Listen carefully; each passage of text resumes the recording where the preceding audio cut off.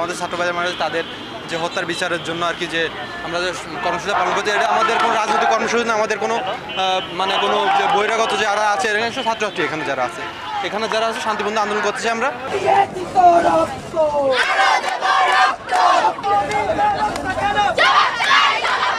আমাদের মূল দাবি মেনে নেওয়া হয়েছে, কিন্তু আসলে দাবিটা তো আগে মানতে পারতো, তাই না? এতগুলো রক্ত কেন ঝরলো?